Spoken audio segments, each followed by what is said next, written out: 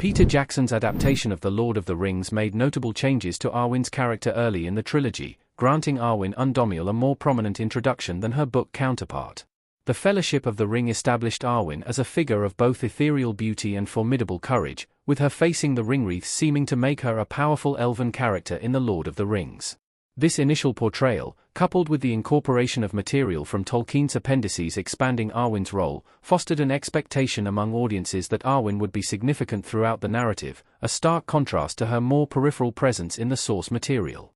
However, this elevation of Arwen in the movies ultimately created tension with the overarching plot. In The Fellowship of the Ring, Jackson made a creative decision to have Arwen replace Glorfindel from the books in a key scene that set up her characterization. In the books, Glorfindel is who Elrond sends out in the direction of the Nazgul so that he can intercept them and help Frodo evade them on his way to Rivendell. In the movie, Arwen fulfills this role. She embodies both grace and strength in her introduction. She is ethereal on her first appearance, and her memorable line, "If you want him, come and claim him," establishes her bravery. While Jackson also mined Tolkien's appendices for more Arwen material, it is this first impression that sets up audience expectations that Arwen would be a major character compared to her lesser role in the books. Indeed, Liv Tyler was originally in combat training to fight with Arwen's kin at the Battle of Helm's Deep in the Two Towers. This wouldn't have been the only major change from the books in that battle because, in the books, the elves don't show up at all.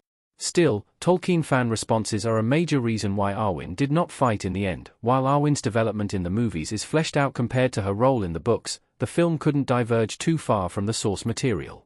Arguably, this was the right decision because to make Arwen a warrior too similar to Eowyn would even further limit the range of femininity portrayed in the franchise. Arwen plays a more passive role after her initially combative introduction, but this is not necessarily a bad thing. She shows her strength in her decision to choose a mortal life, despite the intense grief it would cause her elven family. Further embellishments would stray too far from her Lord of the Rings storyline and the importance of her wisdom throughout.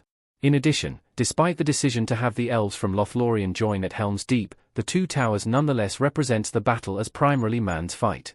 From the vulnerable refugees to the darkness and rainfall that makes their quiet wait for the battle so tense and honors Tolkien's recurring theme of bravery in the darkest times, the scene shows significant humanity. The elves' appearance is designed to honor the alliance one last time. Arwen might have stolen the show, whereas Jackson has some of Arwen's best scenes in The Fellowship of the Ring. Tolkien has her barely present at all in the book. Her only appearance is standing beside Aragorn at Rivendell, although there is more of her and Aragorn's story in the appendices.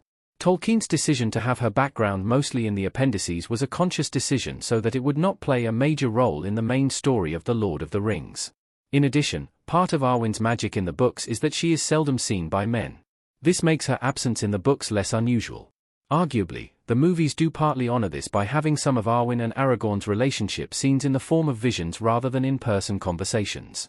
The richness the appendices add to the story would have been a waste not to draw upon for Arwen in the movies, especially as Liv Tyler is such a wonderful actor, and Arwen brings a bittersweetness that is very moving.